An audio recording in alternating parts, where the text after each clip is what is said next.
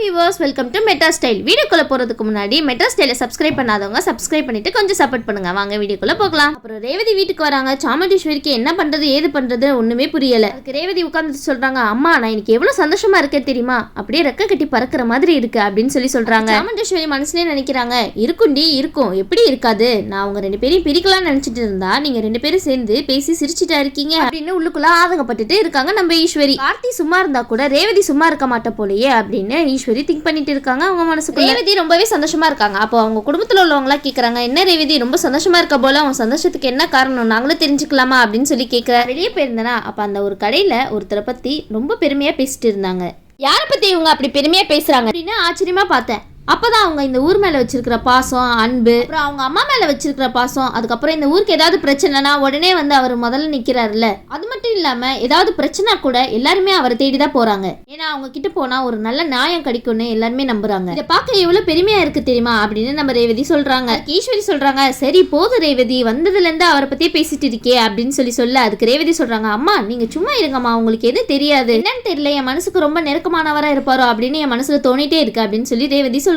ராஜராஜன் கேக்குறாங்க, யாருமா இது உன் மனசை இப்படி கவர்ந்திருக்காங்களே அது யாரு அப்படின்னு சொல்லி கேக்குறாங்க. ரேவதி சொல்றாங்க, வேற யாரு, கார்த்தி தான் அப்படின்னு சொல்ல அதுக்கு ராஜராஜன் சொல்றாங்க, ஓ கார்த்தியா அப்படின்னு சொல்றாங்க. இதுக்கு பின்னாடி ஏதோ விதி கணக்கு இருக்குன்னு நினைக்கிறேன் அப்படின்னு சொல்லி மயில் ஈஸ்வரி முன்னாடியே சொல்லிடுறாங்க. ரொம்ப தைரியம் தான் மயில் உங்களுக்கு. ஈஸ்வரி கேக்குறாங்க, மாப்பிள்ள இந்த நேரத்துல இதெல்லாம் தேவையா அப்படின்னு சொல்லி கேக்குறாங்க. ஆனா ஏதாவது சொன்ன ரேவதி தானே இவ்வளவு நேரம் சொல்லிட்டு இருந்தா, நடக்கிறத நடக்க போறத யாருனாலையும் தடுக்க முடியாதுல்ல அப்படின்னு மயில் வாங்கணும் சொல்ல, அவரு ரொம்ப நல்லவருமா, இந்த ஊருக்கு அவர் நிறைய நல்ல எல்லாம் செஞ்சிருக்காங்க, ஆனா சில பேரு அவர் செஞ்ச காரியத்தை எல்லாத்தையுமே மறந்துடுறாங்க, இன்னும் சில பேரு இந்த மாதிரி நீ எனக்கு உதவியெல்லாம் பண்ணியா அப்படின்னு நன்றி இல்லாமலாம் கேட்டிருக்காங்க. ஈஸ்வரியை பார்த்து நக்கலா பேசுறாங்க நம்ம ராஜராஜன். அதை கூட அவர் கண்டுக்காம அதை ஒரு பெரிய விஷயமாவே எடுத்துக்காம இருப்பாரு. அப்படி இருந்துமா பல்லாயிரம் பேருக்கு உதவி பண்றாங்க அப்படின்னு சொல்லி ரேவதி கேட்க, ரேவதி சொல்றாங்க, இப்படிப்பட்ட ஒரு தங்கமான ஆளுதான் எனக்கு வரணும் அப்படின்னு சொல்லி வைக்கப்படுறாங்க.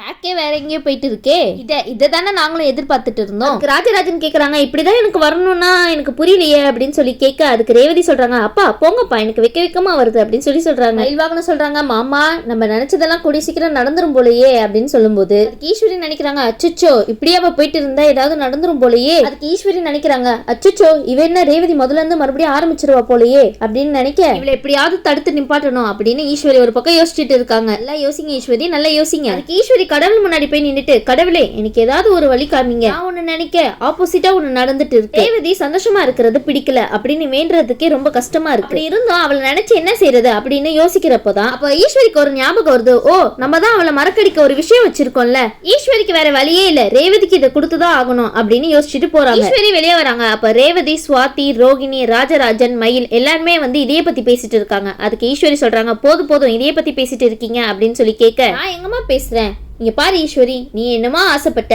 ஆனா இங்க வேற என்னவோ நடக்குது, உனக்கு எல்லாமே எதிரா நடக்கிறதுனால சாமி கிட்ட போய் புலம்பிட்டு வர, ஆனா பாத்தியா மாப்பிள்ள சொன்னது இன்னும் என் காதுல ஒழிச்சிட்டே இருக்கு, நான் அந்த கடவுளை நம்புற, ரேவதிய அவர் சந்திச்சிருக்க மாட்டேன், ரேவதி தான் அவரை போய் சந்திக்கிற மாதிரி நிலைமை வந்துருச்சு, இது கடவுள் போட்டு முடிச்சு, நம்ம மனசுல என்ன நினைக்கிறோமோ அதுதான் நடக்கும், நம்ம நல்லது நினைச்சா நல்லது நடக்கும், கெட்டது நினைச்சா கெட்டதுதான் நடக்கும். கார்த்திக் ரொம்ப நல்லவர், அவர் நல்லதை நினைப்பாரே தவிர யாருக்கும் கெடுதல் நினைக்கவே மாட்டார். ஈஸ்வரி போதும் நிறுத்துங்க, இந்த வீட்டுல மாப்பிள்ள மாப்பிள்ள மாப்பிள்ள அப்படின்னு சொல்லிட்டே இருக்கீங்களே அப்படின்னு சொல்ல உடனே அந்த சமயம் பார்த்து ரேவதி வந்துடுறாங்க. ராஜராஜன் கிட்ட ரேவதி, அப்பா யார பத்தி பேசிட்டு இருக்கீங்க அப்படின்னு கேட்க, ராஜராஜன் சொல்றாரு, எல்லாம் நம்ம மயில் மாப்பிள்ளை பத்தி தான் பேசிட்டு இருக்கோம் அப்படின்னு சொல்றாங்க.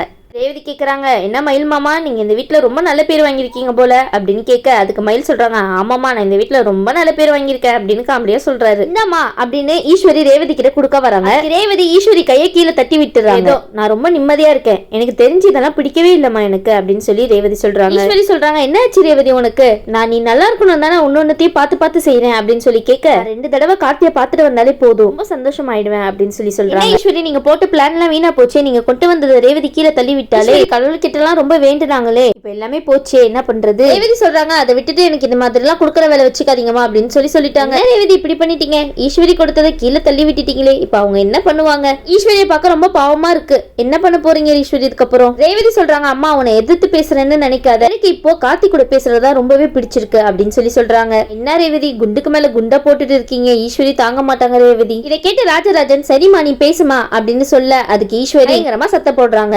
ஈஸ்வரி ராஜராஜனை பார்த்து கேக்குறாங்க, என்னங்க பேசிட்டு இருக்கீங்க, இவ கல்யாணம் ஆகாத பொண்ணு, உங்களுக்கு ஞாபகம் இருக்கா இல்லையா அப்படின்னு ஈஸ்வரி கோமா கேட்க, அதுக்கு ராஜராஜன் அது தெரிஞ்சுதானே பேசிட்டு இருக்கேன் அப்படின்னு சொல்லி சொல்றாரு. என்ன ஈஸ்வரி, நான் சொன்னது சரிதானே, மறந்துட்டியா அப்படின்னு சொல்லி சொல்றாரு. ராஜராஜன் சாமுண்டேஸ்வரியை மடக்கி மடக்கி கேள்வி கேட்டதுக்கு அப்புறம் ஈஸ்வரி அங்க இருந்து கிளம்பி போயிட்டாங்க. என்ன ஈஸ்வரி எதுவுமே சொல்லாம போயிட்டீங்க, உங்ககிட்ட நிறைய எதிர்பார்த்தேனே. ரேவதி கேக்குறாங்க, ஏன்பா என்னாச்சு, அம்மா ஏன் இவ்வளவு மன வருத்தத்துல இருக்காங்க அப்படின்னு சொல்லி கேட்க, அதுக்கு ராஜராஜன் சொல்றாங்க, அதெல்லாம் ஒண்ணு இல்லடா, வாழ்க்கையை நினைச்சு அவ பயப்படுறா, மத்தபடி எதுவும் இல்ல அப்படின்னு சொல்லி சொல்றாரு. சாமுண்டேஸ்வரி ரூம்ல போய் உட்காராங்க. என் தங்கச்சி இல்லாதது எவ்வளவு வருத்தமா இருக்கு அப்படின்னு சொல்லி சொல்றாங்க.